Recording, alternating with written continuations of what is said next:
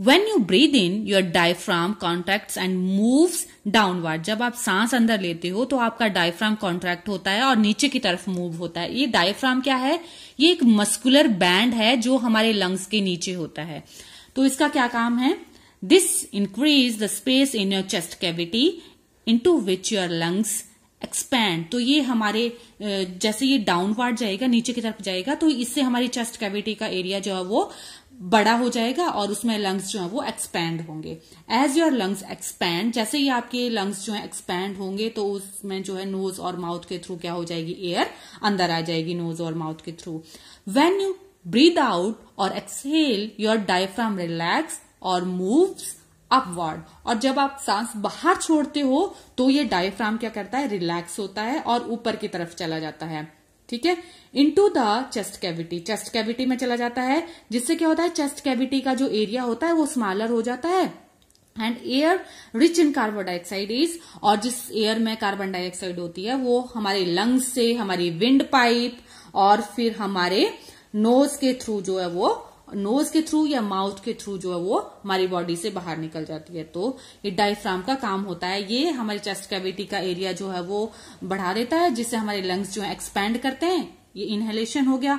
ठीक है, और जब वो अपवर्ड जाता है, रिलैक्स हो जाता है, तो वो जो कार्बन डाइऑक्साइड हमारी बॉडी में है वो बाहर निकल जाती है हमारी विंड पाइप और नोज के थ्रू. नेक्स्ट वन है डीप ब्रीदिंग. डीप ब्रीदिंग क्या होती है? It is a form of exercise to ensure that more oxygen is taken in during inhalation. Deep breathing एक एक्सरसाइज होती है, जैसे आपने सुना ही होगा. तो ये क्या करता है कि ये इंश्योर करता है कि हमारी बॉडी में ज्यादा से ज्यादा क्या हो? ऑक्सीजन जाए. It is practice during yoga और मेडिटेशन. तो कब ये इसको हम प्रैक्टिस करते हैं? योगा और मेडिटेशन के टाइम हम डीप ब्रीदिंग करते हैं. प्रोसेस मीन्स कि डीप ब्रीदिंग कैसे करते हैं. Find a comfortable quite place to sit and or lie down. If sitting, keep your back straight and your feet flat on the floor. Close your eyes. तो कैसे हम deep breathing कर सकते हैं? सबसे पहले हमें एक क्वाइट प्लेस पे, एक शांत प्लेस पे या तो बैठ जाना है या तो लेट जाना है. अगर आप बैठ रहे हो तो अपनी बैक को स्ट्रेट रखना है और अपने फीट को जो है, अपने पैरों को जो है वो फ्लैट फ्लोर पे रखना है. क्लोज योर आईज, और अपनी आईज को क्लोज करना है. Place one hand on your belly. एक हैंड को आपने बैली में रखना है, जस्ट बिलो योर रिब्स, जो आपकी रिब्स के नीचे है वहां रखना है. Place the other hands on your chest, और दूसरे हैंड को आपने चेस्ट के ऊपर रखना है. जैसा कि इस पिक्चर में दिखाया है कि ये वन हैंड को आपने चेस्ट के ऊपर रखना है और एक को आपने बैली के नीचे, बैली के ऊपर रखना है. टेक ए रेगुलर ब्रीथ, और आपने रेगुलर सांस लेनी है. Now take a slow deep breath. धीरे धीरे आपने स्लो ब्रीदिंग करनी है. Breathe in slow through your nose, nose के थ्रू आपने ब्रीदिंग करनी है. और आपने ये पे attention as your belly swells up under your hands. और जो आपने अपनी बैली के ऊपर हाथ रखा है वो आपने नोटिस करना है कि वो आपकी बैली जो है वो स्वेल हो रही है, फूल रही है. Holding your breathe, pause for a second और टू. अपनी ब्रीथ को जो है आपने थोड़ी देर, अपनी सांस को आपने थोड़ी देर रोक के रखना है. फॉर ए सेकेंड और टू, 1-2 सेकेंड के लिए.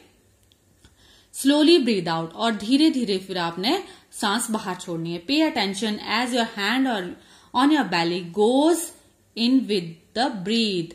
और आपने ये ध्यान रखना है कि जो आपका हैंड है वो जैसे जैसे आपकी सांस बाहर निकल रही है, तो जैसे जैसे आप सांस छोड़ रहे हो तो उसके साथ साथ वो अंदर जा रहा है आपका hand. Do this several times until you have a calming rhythm. और आपने ये बहुत टाइम तक ये इसको प्रैक्टिस करना. Next one is air pollution. Air pollution क्या होता है, इसके क्या कॉजेज हैं और क्या इफेक्ट्स होते हैं एयर पोल्यूशन के. Air pollution is the contamination of air with harmful substances which may cause harm to animal, plants and human beings. तो एयर पोल्यूशन क्या होता है? जब हमारी एयर में कोई हार्मफुल जो है चीजें मिल जाती हैं, कोई हार्मफुल सब्सटेंसेज जो है मिल जाते हैं और वो हार्म कॉज करते हैं एनिमल्स को, प्लांट्स को और ह्यूमन बीइंग को. It is usually caused by, तो कैसे? It is usually caused by smoke और other harmful gases, mainly oxides of carbon, sulphur and nitrogen. तो मेनली ये जो एयर पोल्यूशन है ये कैसे कॉज किया जाता है? जो हमारी एयर है वो कैसे कंटेमिनेट होती है, कैसे गंदी हो जाती है? जो स्मोक है, जो हार्मफुल गैसेज हैं जैसे कि oxides of carbon, sulphur and nitrogen, ये हमारी एयर में मिक्स हो जाते हैं, जिससे हमारी एयर जो है वो पोल्यूट हो जाती है। तो causes of air pollution, air pollution के क्या कॉज हैं?